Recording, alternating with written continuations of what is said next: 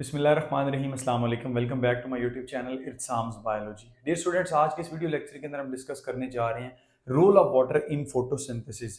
अगर आप फोटोसिंथेसिस की इक्वेशन को देखते हैं तो आपको समझ आती है कि कार्बन डाइऑक्साइड और वाटर एज ए रिएक्टेंट के तौर पे काम करते हैं और क्लोरोफिल की प्रेजेंस में प्लस सनलाइट ये किस में कन्वर्ट होता है, glucose and as well as oxygen. ये वो ऑक्सीजन है जिसको हम इनहेल करते हैं, जो आपके माहौल के अंदर है, ये इसका बाय प्रोडक्ट होती है।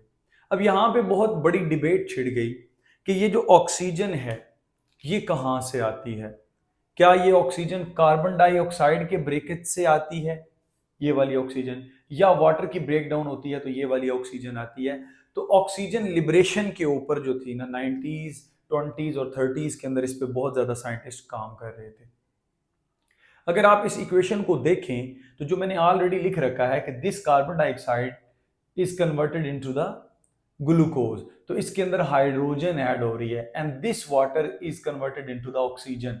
इसकी क्या हो रही है, रिडक्शन, क्योंकि इसके अंदर क्या ऐड हो रही है, hydrogen. Addition of hydrogen is called reduction. समझ आ रही है बेटा? तो ये कार्बन डाइऑक्साइड की रिडक्शन होकर ग्लूकोज में जा रही है, इनऑर्गेनिक मॉलिक्यूल ऑर्गेनिक में जा रहा है। सिमिलरली वाटर जो है उसमें से हाइड्रोजन रिमूव होकर ऑक्सीजन के अंदर आ रहा है, तो इसकी क्या हो रही है, ऑक्सीडेशन हो रही है। अगर मैं ओवरऑल इसकी इक्वेशन लिखता हूं तो बड़े ही आसान है जी। 6CO2 plus 6H2O arrowhead C6H12O6 plus 6O2, ये वो ऑक्सीजन गैस है जो लिबरेट होती है। अब सवाल ये पैदा होता है कि ये जो ऑक्सीजन एटमॉस्फेयर के अंदर है ये कहां से आ रही है, कार्बन डाइऑक्साइड से आ रही है या वाटर से आ रही है। उस टाइम कुछ साइंटिस्ट का ये मानना था कि ये ऑक्सीजन कार्बन डाइऑक्साइड से निकलती है, कुछ का ये मानना था कि ये वाली जो है वो वाटर से निकलती है।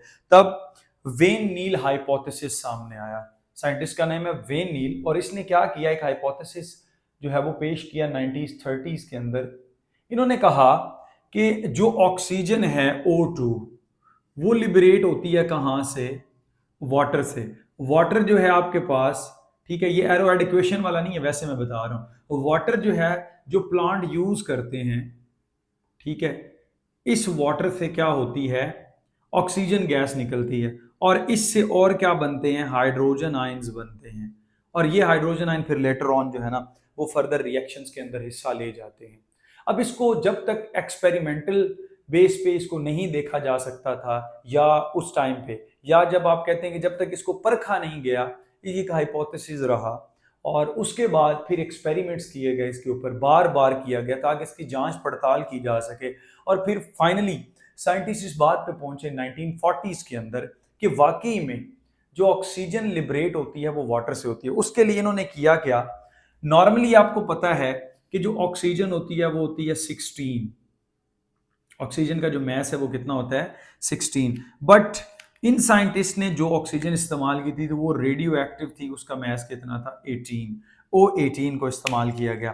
तो लेबोरेटरी के अंदर वाटर इस तरह का बनाया गया जिसके अंदर क्या थी, ऑक्सीजन O18 थी, मसलन 6CO2 प्लस वाटर जो यूज किया गया H2O, 6 मॉलिक्यूल H2O के, और इसके अंदर जो ऑक्सीजन यूज की गई थी वो कौन सी वाली थी, O18। यानी कि इसको ट्रेस के तौर पे इस्तेमाल किया गया, इसको निशानी लगा दी गई, ऐसे ही आप कर लें।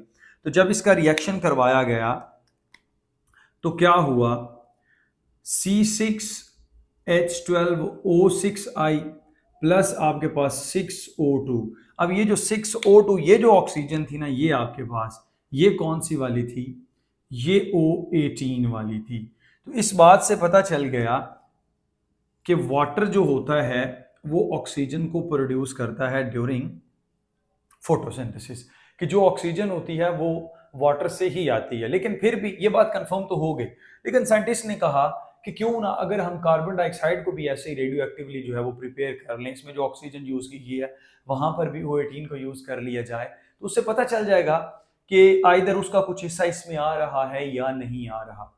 तो फिर क्या किया गया, नेक्स्ट स्टेप के अंदर बच्चों, ये आपके पास है 6C। अब यहां पर ऑक्सीजन जो थी वो कौन सी यूज की गई, O18 वाली रेडियो एक्टिव, प्लस वाटर को नॉर्मल रखा गया 6H2O। जब इसका रिएक्शन करवाया गया तो क्या हुआ, C6H12, और ये जो ग्लूकोज थी इसके अंदर O18 वाली जो थी ना आपके पास ऑक्सीजन, वो देखने को मिली। ठीक हो गया। तो इससे ये बिल्कुल बात वाज़िया हो गई कि जो ऑक्सीजन वाटर से निकलती है वो आपके एटमॉस्फेयर के अंदर आती है, और कार्बन डाइऑक्साइड में जो ऑक्सीजन होती है वो किस में चली जाती है, ग्लूकोज को सिंथेसाइज करने में। तो इस बात से प्रूव हो गया कि ऑक्सीजन जो बाय प्रोडक्ट है वो बेसिकली वाटर की ब्रेक डाउन से आती है, जिस प्रोसेस को बोलते हैं फोटोलाइसिस। इंशाल्लाह जब मैं लाइट रिएक्शन आपको पढ़ाऊंगा तब मैं आपको बताऊंगा कि जो फोटोलाइसिस है वो किस तरह से हुई है, किस तरह से हाइड्रोजन आयंस और ऑक्सीजन जो है वो प्रोड्यूस हुई है, और वो ऑक्सीजन जो है वो आपका बाय प्रोडक्ट होता है फोटोसिंथेसिस का, और वो एनवायरनमेंट के अंदर आ जाती है। उसके बाद आता है कि अगर वाटर की ब्रेक डाउन होती है, सपोज आपके पास वाटर है H2O, अगर दो मॉलिक्यूल्स वाटर के ले लिए जाएं तो इससे क्या होगा, चार हाइड्रोजन आयंस, इनके चार प्रोटॉन और एक मॉलिक्यूल जो होगा वो ऑक्सीजन का लिबरेट होगा। तो फिर ये प्रोटॉन्स कहाँ जाएंगे? तो बच्चों ये बात भी मैं आपको उस रिएक्शन के अंदर बताऊंगा, लाइट रिएक्शन के अंदर, कि ये हाइड्रोजन आयंस क्लोरोप्लास्ट के अंदर, ठीक है, NADP रिडक्टेज एंजाइम होता है, वो इसको यूटिलाइज करते हुए क्या बना देता है, NADPH। ठीक है, और आपको पता है NADPH एनर्जी स्टोरिंग कंपाउंड है। इसी तरह से माइटोकॉन्ड्रिया में NADH बनता है, FADH2 बनता है। तो हाइड्रोजन आयंस कभी भी ज़ाया नहीं होते। हाइड्रोजन आयंस जो है वो ATP की सिंथेसिस के लिए इस्तेमाल होते हैं। ATP को भी सिंथेसाइज किया जाता है by the help of chemiosmosis. इंशाल्लाह ये आपको लाइट रिएक्शन के अंदर ये पूरे का पूरा प्रोसेस जो है वो समझा दिया जाएगा।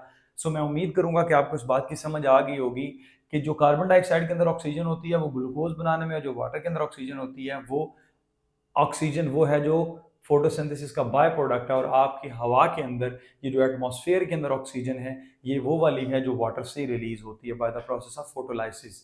सो stay connected, thank you and अल्लाह हाफिज़।